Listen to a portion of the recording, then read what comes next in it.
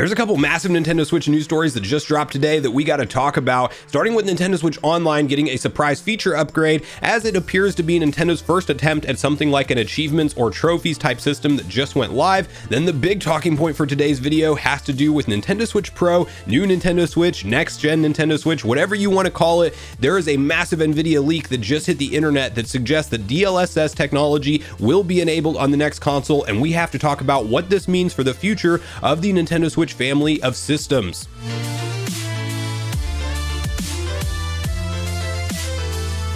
What's up, Nation? If it's your first time on the channel, make sure you join Sunbro Nation by subscribing below. Hit the like button on this video if you enjoy it today, and make sure you turn on your bell notification icon so you're kept up to date with all the newest gaming news. Now, as I mentioned, guys, we got a couple huge Nintendo Switch stories to cover today, and we have to kick it off with a quick conversation around a brand new feature edition that just launched for Nintendo Switch Online. And I will just start off by saying I like the direction here recently that Nintendo Switch Online plus expansion pack, or even just the base service, has been headed, as Nintendo is not just totally forgetting about this service and treating it like an afterthought like we've seen them do off and on historically since its launch back in 2018. So I think that they are on a good track record here, at least most recently, with big fixes like the N64 emulation issues that were plaguing the expansion pack. Yes, they still need to add more value overall, arguably, to make it worth that $50 annual price point, but I think the addition of like the Mario Kart DLC and kind of the precedent has now been set that future big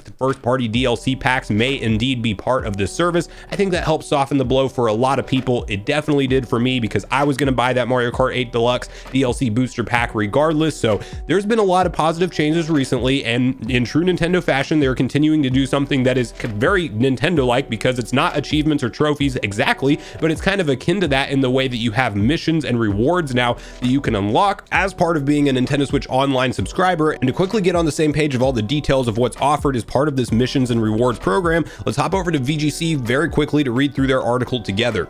Nintendo Switch Online subscribers now have missions and custom icon features. Nintendo says it will refresh the icon elements on offer every week. Nintendo has added a new missions and rewards section to its on-console Nintendo Switch Online app. From today, subscribers to the paid-for NSO service will be able to visit the new missions and rewards section, where they'll find a list of missions for various games, which will reward platinum points for completion.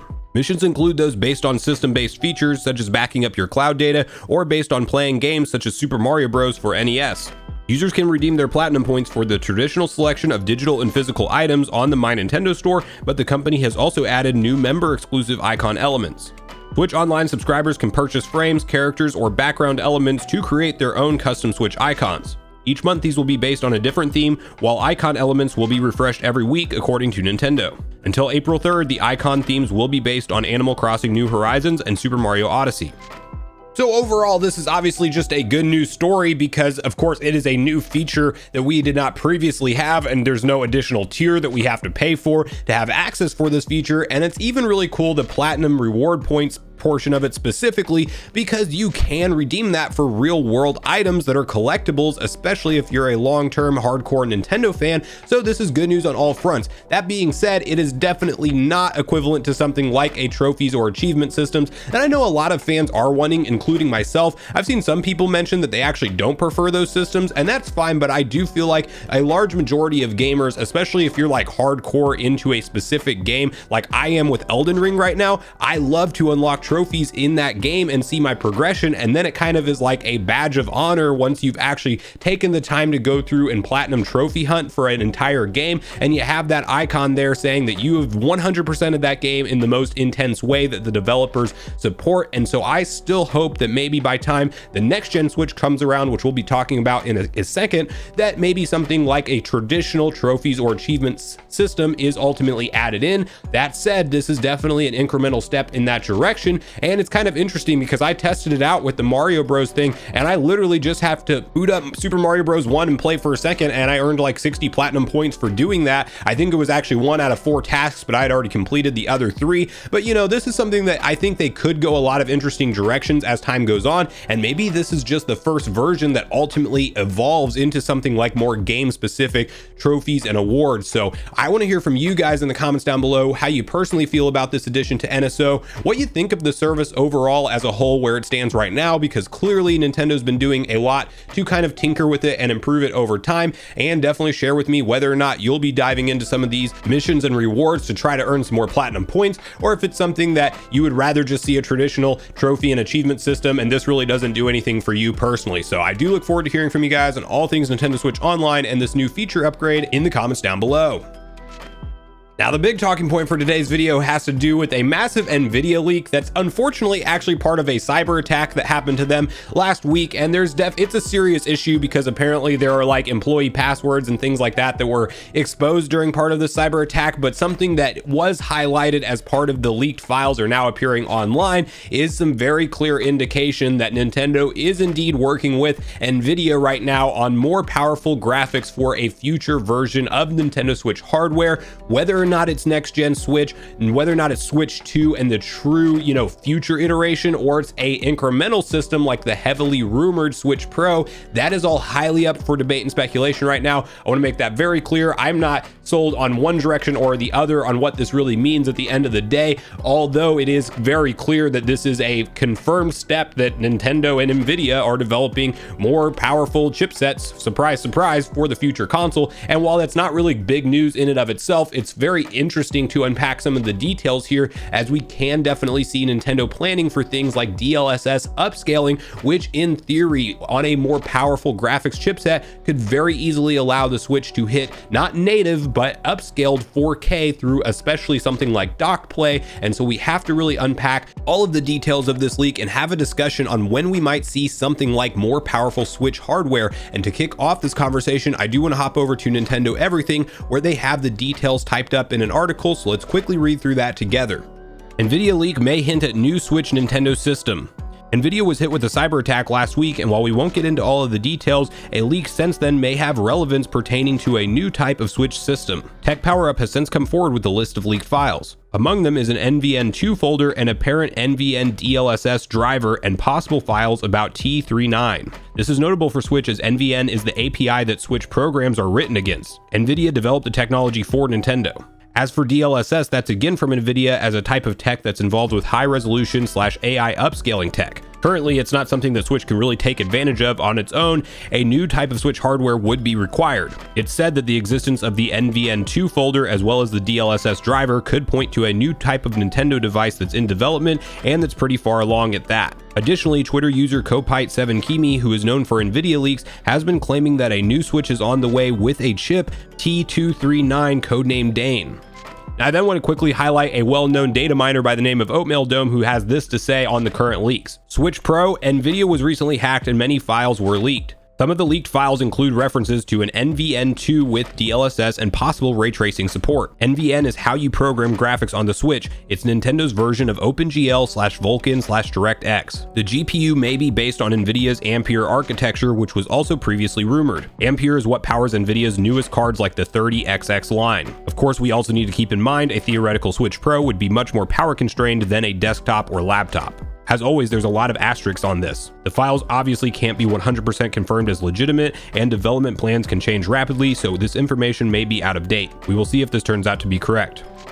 So while it is a very obvious statement to say that, of course, 5 years into the current Switch's life cycle, that Nintendo would be planning on some more powerful hardware or a next-gen version of this hardware to, of course, take its place, we can also kind of unpack and look at some history around all of the Switch Pro rumors, because if you guys don't know the reason why so many people were talking about the Switch Pro or a 4K Switch over the course of time, one big outlet that was right about a lot with the Switch OLED model, but that got the 4K thing wrong, was Bloomberg, and Nintendo on their corporate account actually went out of their way to discredit Bloomberg and even the specific reporter Takahashi Mochizuki. And while they didn't call him out by name, it was posted from their corporate account directly after Takahashi Mochizuki put an article online stating that a 4K Switch is indeed in the works and that there's actually developer kits out there. He specifically name dropped Zynga, who recently was of course acquired by Take-Two Interactive as a company that had a 4K Switch developing kit. They are also working on Star Wars Hunters, which will launch in 2022 unless if anything changes.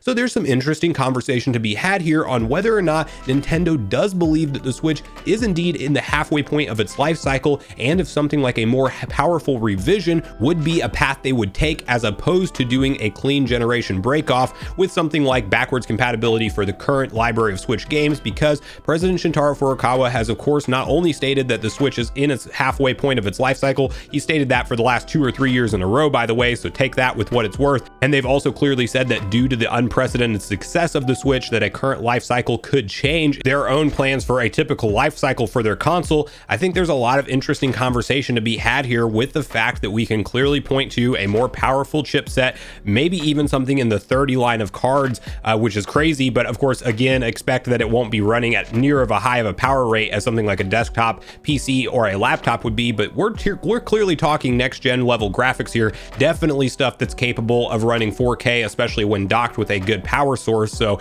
this is a really interesting one to keep our eyes on. Clearly this is not an indication that we're gonna be getting a Switch Pro or a Switch 4K model this year by any means, but it's also not out of the realm of possibility that Nintendo chooses to do a more powerful refresh and keep the Switch brand going, as we also have comments from President Shintaro Furukawa stating that he wants to do an entire new experience at its core to justify a new generation. So does Nintendo just extend the Switch name for the longer foreseeable future? I definitely think that could make sense for them with the current sales trajectory that this thing is on. They may be looking at this like more of a 3DS line of consoles where they do incremental upgrades that get better over time, as opposed to doing the big generational gaps like we've seen them do up to this point in time, because of course we're in uncharted territories here with this being a hybrid console. But this can go either way. At this point in the video, guys, I want to hear from you with all your personal thoughts and speculation on what you think this means with Nvidia DLSS technology being spotted and that it's being worked on from Nintendo and Nvidia together.